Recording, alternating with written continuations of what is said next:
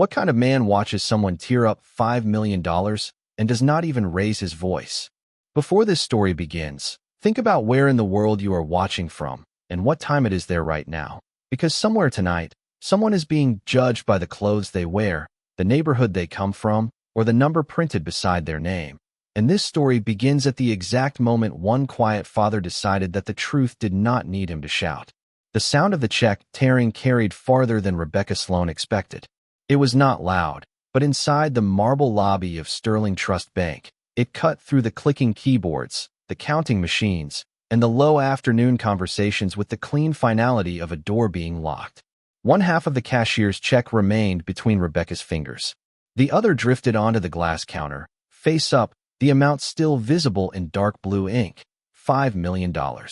Across from her stood Darius Bennett, a tall black man in a faded brown jacket, dark jeans, and work boots polished carefully but worn at the edges. His expression did not change. He did not reach for the paper. He did not demand an apology. He only looked at the torn check, then at his 9-year-old daughter standing beside him.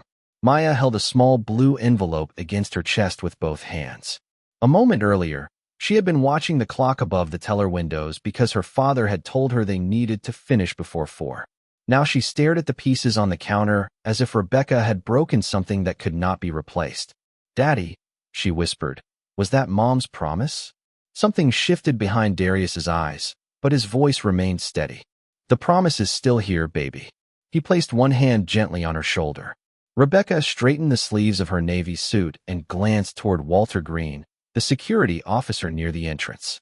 "Mr. Bennett, I have given you several opportunities to explain how you obtained this instrument," she said, speaking loudly enough for the customers nearby to hear. "At this point, I have reason to believe it may be fraudulent." Elena Ruiz, the young teller who had first examined the check, stepped forward. "Miss Sloan, the verification was not completed. The system asked us to contact. That will be enough, Elena." Rebecca's eyes never left Darius. "Walter, please secure the doors. I am contacting the authorities." The soft click of the entrance locking made Maya move closer to her father. Darius looked past Rebecca toward the security camera above the counter, then toward the computer screen she had turned away from him. His calm was beginning to make her uncomfortable. "You should not have destroyed that check," he said. Rebecca gave a thin smile. "People who belong in this bank understand that we protect our clients from risk." Darius lowered his gaze to the blue envelope in Maya's hands. One corner had opened, revealing the first line of a child's letter. "Dear Mom, Dad kept his promise." Then the front doors rattled from the outside. Walter unlocked them, and Thomas Whitaker, the silver-haired chairman of Sterling Trust Bank, stepped into the lobby with 2 executives behind him. He took 3 steps, saw Darius, and stopped. His face lost its color. Then he noticed the torn check on the counter. "Mr. Bennett," he said, his voice suddenly careful. "Sir, what happened here?" 3 hours earlier, Darius Bennett had been sitting in a small conference room on the 2nd floor of a converted brick building in East Harbor, watching rain slide down the windows while a wall clock moved closer to 1 in the afternoon. The building had once been a neighborhood school, then a storage facility, and for the last 7 years it had stood empty except for dust, old desks, and the faded outlines of children's drawings beneath layers of paint. By the end of the day, it could become Grace House. Across the table, an attorney named Michael Reed pushed a folder toward Darius and spoke with the careful tone of a man delivering news that could not be softened. The property owner had received another offer from a private development company. If the $5 million payment was not verified by 4 o'clock, the agreement would expire, and the building would be sold to developers who planned to replace it with luxury apartments. Darius looked through the final documents without showing alarm. He had spent nearly 2 years bringing together architects, pediatric counselors, teachers, and community leaders. Grace House was supposed to provide after-school care, family counseling, medical screenings, and temporary support for children whose parents were struggling. It was not charity designed for photographs. It was a promise. Maya sat beside him with her blue envelope resting on her knees. She had dressed carefully that morning in a yellow sweater and the black shoes she wore for special occasions. Every few minutes, she checked that the envelope was still sealed. Inside was a letter she had written to her mother, along with a small photograph of the 3 of them taken before Grace became ill. "We are still doing it today, right?" Maya asked. Darius closed the folder and turned toward her. We are doing it today. Even if those other people want the building? Especially then. Michael explained that the cashier's check had already been issued from the Bennett Family Foundation account. Sterling Trust Bank only needed to verify the instrument and release confirmation to the title company. A courier could have handled it.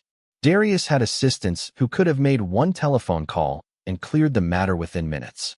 But he had chosen to take the check himself. Maya had been present when the first plans for Grace's house were drawn on their kitchen table. Darius believed she should be present when the promise became real. They left the old building at 1:15 and walked through the damp parking lot toward Darius's pickup truck. It was 12 years old, dark blue, and clean without being impressive. Maya climbed into the passenger seat and placed the envelope carefully inside her backpack. As Darius started the engine, she looked back at the brick building. Do you think Mom knows? She asked. Darius kept his eyes on the windshield for a moment. Grace had been gone for 4 years, but certain questions still found places inside him that time had not repaired. I think a promise still matters, he said, even when the person you made it to cannot stand beside you when you keep it. Maya nodded as though she needed to remember every word. The drive to Sterling Trust Bank took 38 minutes. Darius passed the hospital where Grace had worked as a pediatric nurse, the neighborhood park where she used to bring Maya on Sunday mornings, and the small diner where she had first told him about her dream of creating a place where no child would be turned away because a family could not afford help. At 2:12, they pulled into the bank parking lot. Darius checked the time, picked up the document case, and looked at Maya. Ready? She held up the blue envelope. Ready. Neither of them knew that within an hour, the promise they had carried across the city would be lying in pieces on a glass counter. At 2:12, Darius and Maya crossed the rain-darkened parking lot towards Sterling Trust Bank, a 12-story building of pale limestone and blue glass that had overlooked East Harbor for nearly 60 years. The revolving doors opened into a lobby designed to make money feel permanent. Brass lamps cast warm circles across the marble floor. A row of clocks displayed the time in New York, London, Tokyo, and Chicago. Behind the teller counter, quiet machines counted bills with soft mechanical clicks. Maya slowed beside her father and looked down at her yellow sweater. Do I look dressed up enough? She asked. Darius glanced at her black shoes, then at the blue envelope she held carefully beneath one arm. You look like Maya Bennett.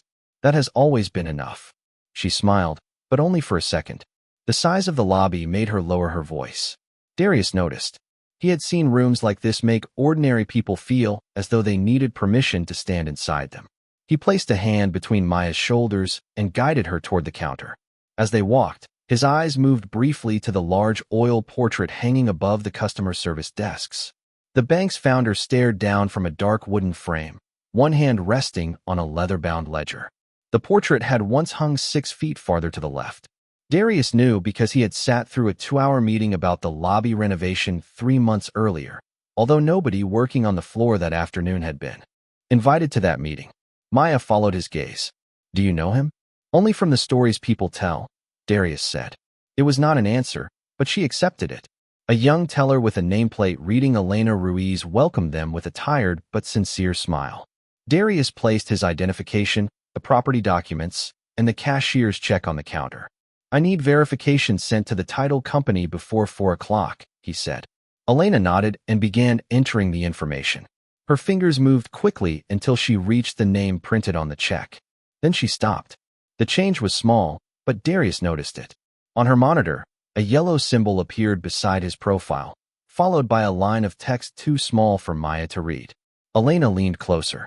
Mr. Bennett, please give me 1 moment. She selected the notification, but before it opened, a woman's voice came from behind her. Is there a problem? Rebecca Sloan approached in a fitted navy suit, silver watch, and the composed expression of someone accustomed to being obeyed before she finished speaking. Elena turned the screen slightly. The system placed a special notice on the account. It says we should contact the executive office before processing. Rebecca looked at Darius, then at his worn boots, his faded jacket, and the old pickup truck visible through the glass doors. Her eyes returned to the amount on the check. $5 million. Something in her face settled before she had examined a single document. Close that window, she told Elena. I will handle this. Darius said nothing. Above them, The main lobby clock showed 2:24, although the time on his phone was 2:28. He had reported that 4-minute difference during the renovation meeting. Apparently, no one had corrected it. Maya leaned toward him and whispered, "Daddy, is everything okay?" Darius watched Rebecca lift the check by its corner as though it had already disappointed her. "Everything is still exactly what it is," he said. "Sometimes people just take longer to see it." Rebecca carried the check to a nearby consultation desk without inviting Darius or Maya to sit. She examined the paper beneath a brass lamp, turning it over twice as though the truth might appear only if she looked suspicious enough. "Mr. Bennett, what exactly do you do for a living?" she asked. Darius remained beside the counter. "I manage investments and community projects." Rebecca glanced at his faded jacket again. "For which company?" "Several." Her expression tightened. "That is not a particularly useful answer when you are presenting a financial instrument of this size." Darius looked toward Elena, who was still seated at her computer with the unopened executive notice hidden behind another window. "The issuing bank has a verification number," he said. "You can confirm the check without discussing my wardrobe, my address, or anything else unrelated to the transaction." Rebecca gave him a practiced smile that contained no warmth. "We ask questions to protect our clients. Then ask the questions required by the process." Maya stood quietly against her father's side, holding the blue envelope with both hands. She had begun to understand that Rebecca was not confused by the check. She was confused by the man carrying it. Rebecca opened Darius's identification and studied the address. "You live in East Harbor?" "Yes." "In the residential district near Madison Avenue?" "That is correct." Rebecca lowered her voice, but not enough to keep Maya from hearing. "Homes in that area do not generally produce transactions of this nature." Darius did not respond immediately. He had learned that some statements revealed more about the person speaking than any reply could. "The address is valid," he said. "So is the check." Before Rebecca could answer, a middle-aged white man in a charcoal suit approached the neighboring counter, talking loudly into his telephone. A leather briefcase hung from one hand, and a gold membership card rested between two fingers. He introduced himself as Charles Pembroke and complained that he was already late for a meeting. His documents were incomplete. Elena's co-worker explained that an additional authorization would be required. Rebecca turned toward him at once. Her posture softened. "Mr. Pembroke, we can take care of that in the private client lounge," she said. "There is no reason for you to wait out here." She personally opened the frosted glass door beside the teller stations and asked an employee to bring him coffee. Pembroke thanked her without ending his telephone call. Maya watched the door close behind him. "Did he have everything he needed?" she whispered. "No," Darius said. "Then why did he get a special room?" Rebecca heard the question.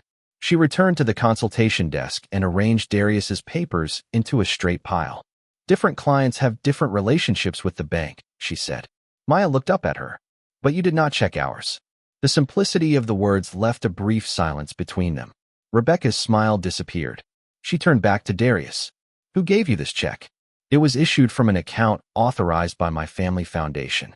"And what is the purpose of the funds?" "A property purchase." "What kind of property?" "A community center for children." Rebecca glanced at the blue envelope, then at Maya, as if both had been brought there to make the explanation more convincing. "Do you have someone else who can verify this story?" she asked. "An employer, an attorney, perhaps the person who actually controls the account?" Darius's face remained calm, but his voice changed by half a degree. "I control the account." Rebecca studied him for several seconds, then placed the check flat on the desk. "Your profile does not match the value of this instrument, Mr. Bennett. Until I am satisfied that this branch is not being exposed to unnecessary risk, nothing will be verified." Above them, the clock moved to 2:37, still 4 minutes behind. Darius looked at it, then at the unopened notice on Elena's screen. "You have not found a problem with the check," he said. "You have only decided there must be one." Elena waited until Rebecca turned toward the private client lounge, then quietly reopened the verification screen. The yellow notice returned at once. This time she read beyond the first line. The cashier's check had been issued that morning from a protected foundation account, and the receiving branch had been instructed to contact the executive office before taking any action. Elena copied the reference number and called the issuing bank using the number printed in the secure system, not the number on the check. A representative answered within seconds. Elena gave her employee identification, read the serial number, and listened as the person on the other end confirmed the amount, the issuing account, and the authorized recipient. Her shoulders loosened. "The instrument is valid," she said softly. Rebecca turned before Elena could finish writing the confirmation code. End the call. Elena covered the receiver with one hand. "They have confirmed the check. I only need to document the authorization." I said end the call. The sharpness in Rebecca's voice drew the attention of two nearby customers. Elena hesitated, then placed the receiver back in its cradle. Darius watched the confirmation code disappear when Rebecca closed the window. "Why did you stop her?" he asked. Rebecca folded her arms. "Because preliminary confirmation does not resolve every concern. It resolves whether the check is real. It does not explain how you came to possess it." Darius glanced at the clock. The actual time was 2:46. The title company needed final verification before 4, and the drive back to East Harbor would take nearly 40 minutes in afternoon traffic. "Open the secure notice," he said. "Contact executive review and enter the foundation authorization code." Rebecca stared at him. "That procedure is not available to the public." "I know. Then how do you know it exists?" Darius held her gaze without anger. "Because I helped approve it." For the first time, uncertainty crossed Rebecca's face. It lasted less than a second before pride replaced it. "That is a serious claim, Mr. Bennett." "It is a simple fact." Near the entrance, Walter Green looked up from his security desk. He had been listening without appearing to listen, but something in Darius's voice had opened an old memory. 3 months earlier, Walter had worked late during a closed board meeting. He remembered a tall black man in a dark coat leaving the executive elevator beside Thomas Whitaker. Several senior officers had stood when the man entered the lobby. Walter had seen him, only from a distance, but now the same stillness, the same measured way of speaking, made him look twice. He stepped away from his desk, then stopped when Rebecca noticed him. "Is there a problem, Walter?" she asked. "No, ma'am," he said, though his eyes remained on Darius. Maya shifted the blue envelope from one hand to the other. Her fingers were tired from holding it so tightly, and it slipped onto the marble floor. The seal opened. A small photograph and the first page of her letter slid out beside Rebecca's shoes. Rebecca bent down first. She picked up the letter and read the words written in careful pencil across the top, for Grace House. "Dear Mom, Dad kept the promise." Maya reached for it. "That is private."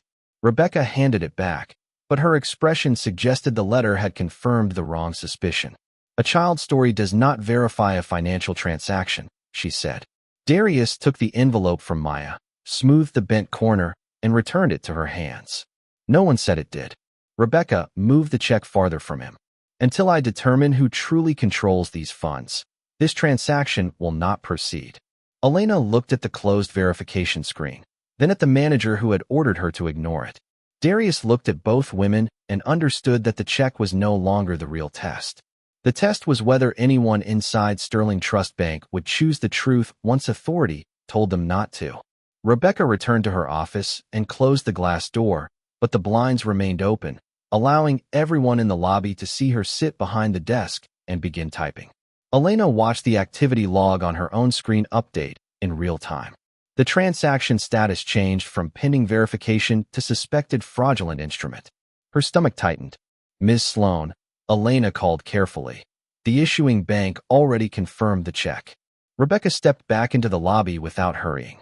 "And I have determined that further review is necessary. That status means we found evidence of fraud. It means I am protecting this branch." Elena looked at the secure notice that Rebecca had refused to open. Protecting it from what? The question was quiet, but it reached farther than Elena intended. Rebecca walked behind the teller counter and leaned close enough that only Elena, Darius, and Maya could hear clearly. "You have been in this position for 11 months, she said. "Do not confuse access to a computer with authority. Add your employee confirmation to the report." Elena stared at the empty approval field. "I cannot confirm something I do not believe is accurate." Rebecca's face remained composed, but the muscles along her jaw hardened. "Then I will note your refusal to follow a direct instruction." Darius stood several feet away, one hand resting on Maya's shoulder. He did not interrupt. He wanted Elena's choice to belong to her, not to the influence of a man she did not yet recognize. After a long moment, Elena pushed the keyboard away. "I will not sign it." Rebecca turned toward Darius as though his presence had caused the disobedience. You see what your story is creating? The truth did not create this, Darius said. Your decision did. The actual time was 2:58. Rain pressed harder against the tall windows, blurring the traffic outside. Maya looked from Rebecca to Elena, trying to understand why the person who had checked the facts appeared frightened while the person who had ignored them remained in charge. Are we going to miss the building? She asked. Darius crouched beside her. We are going to do everything we can. Rebecca heard him and gave a small, impatient breath. You should be more concerned about what happens when law enforcement arrives. Presenting stolen financial documents is not a misunderstanding. Maya's fingers closed around the blue envelope. My dad did not steal anything. Rebecca looked down at her with the polished sympathy adults sometimes use when they have already decided a child cannot understand. Sometimes children do not know everything their parents are involved in. The words changed the air around Darius. His expression remained still, but Walter straightened near the entrance, and Elena stopped breathing for a moment. Darius rose slowly. You will not speak to my daughter that way again. His voice was not loud. It did not need to be. Rebecca walked to the telephone at the consultation desk. I am contacting Mr. Whitaker's office now. She dialed an internal extension and turned slightly away. Darius listened to the brief exchange. She did not ask for Thomas Whitaker. She asked corporate security to prepare an incident report. When she replaced the receiver, she said, the executive office has been notified. Darius looked at the telephone, then at her. No, it has not. Rebecca's eyes narrowed. Excuse me. You called security and asked them to support the conclusion you already entered. He glanced at the altered status on Elena's screen. You are no longer protecting the bank. You are protecting yourself. For the first time, several customers openly turned to watch. Rebecca picked up the check and held it between both hands. This document will be retained as evidence. Elena stepped forward. Bank policy does not permit us to destroy or alter an instrument awaiting review. Rebecca looked directly at Darius. As if the next choice could restore every inch of authority, she felt slipping away. Then the thick paper began to separate between her hands, and Maya's blue envelope slid from her fingers onto the marble floor. The final strip of paper separated with a dry whisper and settled beside Maya's blue envelope. For several seconds, no one moved. The lobby that had seemed so large when Darius and Maya entered now felt narrow, every gaze fixed on the glass counter where $5 million had become two uneven pieces. Maya crouched first, not for the check, but for the envelope. The photograph of her mother had slipped halfway out. Darius knelt beside her and carefully returned it inside. Is it ruined? She asked. He knew she was not asking about the paper in Rebecca's hands. No, he said. What your mother asked us to build cannot be torn in half. Rebecca placed the pieces on the counter and tried to recover the calm authority that had carried her through 15 years of banking. Walter, secure the doors. This document is now part of an active fraud investigation. Walter did not move immediately. His eyes remained on Darius, searching through the memory that had been troubling him since the conversation began. Ma'am, he said slowly, perhaps we should wait for the executive office. Rebecca turned on him. I have already notified the appropriate department. Not Mr. Whitaker, Darius said. Rebecca ignored him. Elena stepped back toward her computer. While every eye had been on the torn check, she had opened the bank's protected reporting channel and attached the issuing bank's confirmation, the altered transaction log, and a brief statement describing Rebecca's refusal to complete verification.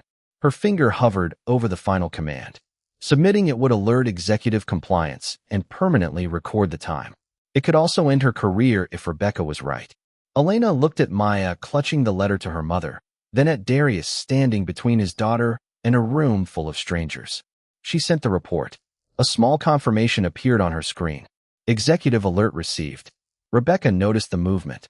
What did you do? I documented what happened, Elena said. Without my authorization?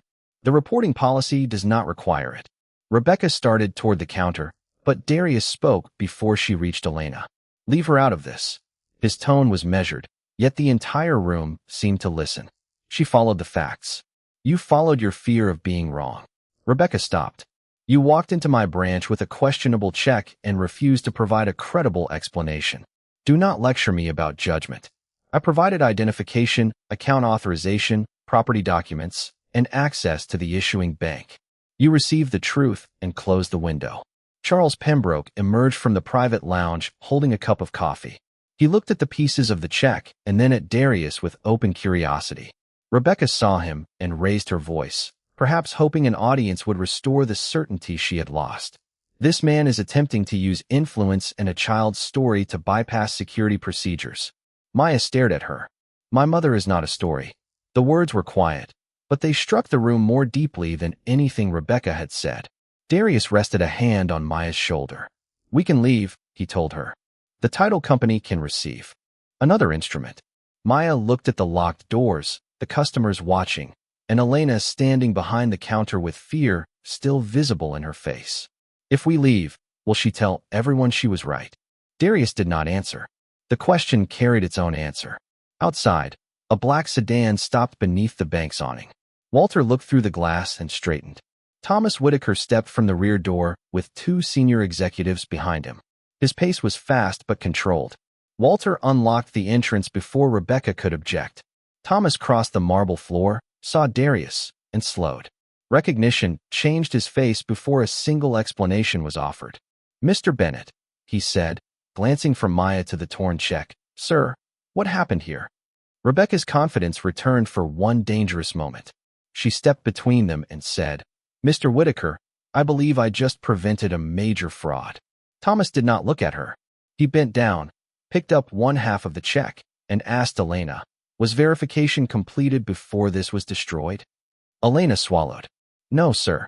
The issuing bank confirmed it, but Ms. Sloan stopped the process. Thomas studied the paper in his hand, then turned toward Darius. The respect in his expression was unmistakable, but Darius gave no sign that he intended to use it as a weapon. Maya, he said softly, do you still want to stay? She held the blue envelope against her heart. Yes, not if leaving means the truth stays outside. Thomas Whitaker carried the torn half of the check to Elena's workstation and placed it beside the keyboard. Open the original transaction record, he said. Rebecca stepped closer. Mr. Whitaker, I followed my professional judgment. Thomas finally looked at her. Then the record will show whether your judgment followed bank policy. Elena entered her credentials and restored the secure notice Rebecca had closed. The yellow alert filled the screen. It confirmed that the cashier's check had been issued that morning from the Bennett Family Foundation, that the full amount was available, and that Sterling Trust Bank had received advance authorization to verify the transaction immediately. Beneath the notice was a timestamp showing that Rebecca had opened the message, remained on the page for 11 seconds, and closed it without contacting the executive office. Thomas read the screen in silence. The check was valid, he said. Rebecca folded her hands in front of her. The issuing bank gave only a preliminary confirmation. I still had concerns about possession. Elena opened the recorded call log. They confirmed the serial number, the account, the amount, and Mr. Bennett as the authorized representative. The first truth settled across the lobby. There had been no missing document, no suspicious alteration, and no unresolved ownership. Rebecca had received every fact she needed and chosen not to accept it. Thomas turned to Darius. I am sorry, sir. Darius glanced at Maya before answering. Do not apologize to me yet. Find out whether this was one bad decision or a pattern. Rebecca's eyes moved between the two men. Why do you keep calling him sir? She asked. The question escaped before she could soften it. Thomas looked toward the customers, then toward the employees gathered behind the teller line. Because Darius Bennett is the controlling investor in Sterling Trust Bank. No one spoke. Even the counting machines seemed suddenly too loud. Thomas continued. The restructuring agreement will be announced next week. Mr. Bennett will become chairman of the board when the transaction closes. Rebecca's face lost its careful composure. She looked at Darius's jacket, his worn boots, and the old truck outside as though they had betrayed her. You should have identified yourself. Darius met her gaze. My identity was printed on every document you refused to trust. Thomas added that 6 months earlier, when the bank had faced a possible sale, Darius had rejected the proposal that would have closed 14 neighborhood branches and eliminated more than 800 jobs. He had invested on the condition that community access and employee protections remained part of the bank's future. Walter lowered his eyes, finally remembering the night he had seen senior executives stand when Darius entered the boardroom. The second truth moved through the lobby more quietly than the first. The man Rebecca had treated as though he did not belong had helped preserve the jobs of nearly everyone inside the building. Rebecca looked at the torn check. Then the money was his. That was never the most important part, Darius said. Maya opened the blue envelope and removed her letter. Her hands trembled slightly, but her voice did not. It was for Grace House. Thomas explained that the $5 million was not being deposited into a private account. It was purchasing the old East Harbor School and funding a center for children who needed medical screenings, counseling, and after-school care. The center would carry the name of Grace Bennett, Darius's late wife and Maya's mother. Maya read the first sentence of her letter aloud. "Dear Mom, Dad kept the promise." Rebecca looked away. For the first time, she seemed to understand that she had not merely damaged a financial document. She had taken a family's most meaningful day and turned it into a public accusation. But Darius did not allow sympathy to replace accountability. He asked Elena to open the status history Rebecca had created. The record showed that the transaction had been changed from pending verification to suspected fraudulent instrument after confirmation had already been received. Thomas instructed one of the executives to preserve every log, telephone record, and security recording from the branch. Elena then hesitated before opening another folder. "There are previous complaints," she said. Several customers said their transactions were marked high risk without complete review. Most of the complaints were closed at the branch level. Thomas examined the list. The addresses came largely from East Harbor, South Madison, and other working-class neighborhoods. Many names belonged to Black and Latino customers. Rebecca insisted that each decision had been based on risk, but the records showed repeated overrides, missing second reviews, and complaints reassigned to employees who reported directly to her. Darius remained calm. "This is no longer about what happened to my family," he said. "It is about every person who walked out of this branch believing they had done something wrong simply because someone in authority had already decided what they looked like." Thomas ordered Rebecca suspended immediately pending an independent investigation. Her system access was removed, the previous complaints were reopened, and Elena received formal protection for reporting the incident. Rebecca looked at Darius, waiting perhaps for anger, humiliation, or revenge. He offered none. "No one should lose a career because I am angry," he said. "But no one should keep authority after proving they cannot use it fairly." Outside, the rain began to ease. Inside, the clock above the lobby still ran 4 minutes slow, but for the first time that afternoon, the truth had finally caught up. Thomas Whitaker arranged for a replacement cashier's check before Darius and Maya left the branch. The issuing bank transmitted final verification directly to the title company, and at 3:47 that afternoon, 13 minutes before the deadline, the old East Harbor School officially became the future home of Grace House. Darius did not celebrate inside the bank. He thanked Elena for doing what was right, when doing so could have cost her job, shook Walter's hand, and asked Thomas to make certain that every customer complaint connected to the branch received an independent review. As Darius and Maya crossed the parking lot, the rain had faded into a mist. Maya climbed into the pickup truck and held the blue envelope on her lap. She watched the bank through the wet passenger window until Darius started the engine. "Why did you not tell her who you were?" she asked. Darius rested both hands on the steering wheel. "Because she already knew everything she needed to know." Maya frowned. "She did not know you owned part of the bank. She knew I was a customer. She knew my documents were valid. She knew you were standing beside me. Respect should not depend on whether someone important recognizes your name." Maya looked down at the photograph inside the envelope. "Were you angry?" "Yes." "You did not look angry." Darius pulled slowly onto the street. "Being angry and letting anger choose for you are two different things." The investigation lasted 9 weeks. Independent auditors reviewed Rebecca Sloan's decisions from the previous 3 years. They found that she had repeatedly used vague risk classifications to delay or reject legitimate transactions from customers living in working-class neighborhoods. Several employees admitted that they had been discouraged from questioning her decisions. Complaints had been closed without proper review, and performance records had rewarded the branch for avoiding losses without asking whom that caution had harmed. Rebecca's employment was terminated after the findings were confirmed. The decision did not come from Darius alone. It came through the same formal process he insisted every employee deserved: Sterling Trust Bank reopened 43 customer cases, reversed improper fees, issued written apologies, and compensated people whose businesses or housing transactions had been delayed. Every high-risk designation now required a second independent review. Employees could report concerns directly to compliance without a manager's permission. Elena was promoted to lead a new community banking program. Although she accepted only after Darius assured her she was not being rewarded for helping him personally. "You protected the truth when you did not know who I was," he told her. "That is exactly why you should have more responsibility." 6 months later, Grace House opened beneath a clear October sky.